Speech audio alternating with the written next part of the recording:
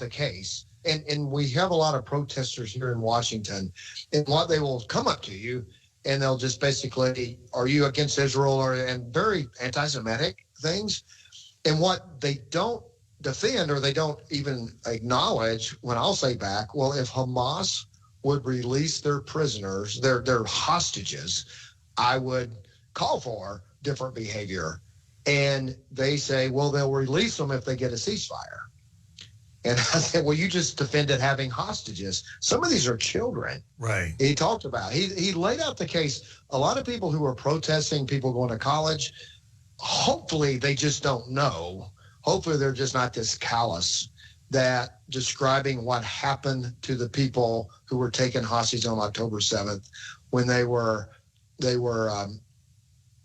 taken hostage. They were, raped. Yeah. There were cases of children being killed in front of their parents being killed in front of their family. I mean, these were evil people who did that. And I'm glad after he laid out the case for Israel's war and taking out Hamas, that he says he wants to see Rafah and those cities to be peaceful and prosperous, but they're not going to do it with Hamas. That's what he said.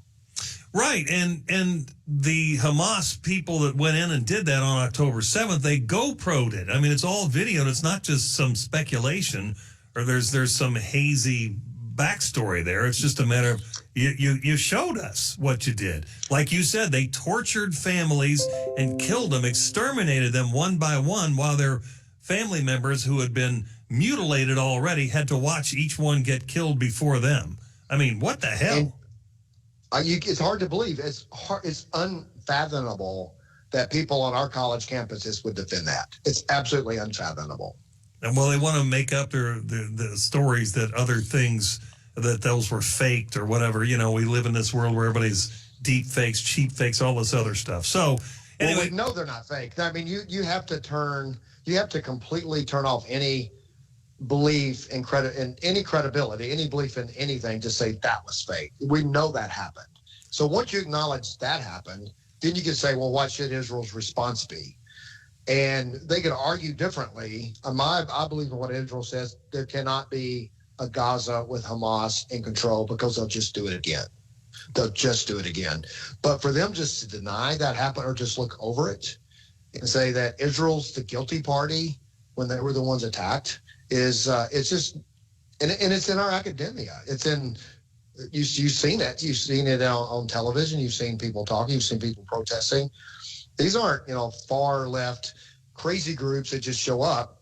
This is in the heartland of some American institutions that are preventing that. When he called out his own alma mater, the president of MIT, along with the president of Harvard and the president of Penn, that said anti-Semitism should be condemned, but depending on the context of right. it. It's just unfathomable. That's in the most self-appointed elites, I would say. I don't think they're elite universities, and it is just it's a disgrace. Was Hakeem Jeffries present for this speech today? He was, and like I said, I was sitting on the Democrat side to get a seat. The senators have an area that they sit sort of in the front. Mm-hmm. Not all the Democrat senators showed up, so I couldn't see any of the Democrats. They were all behind me, okay. So I couldn't see. I'm glad. I couldn't see who was applauding when they were applauding and when they weren't applauding. I just think it's bad form for people to not show up because they're afraid of their constituents being mad at them. It's like this man,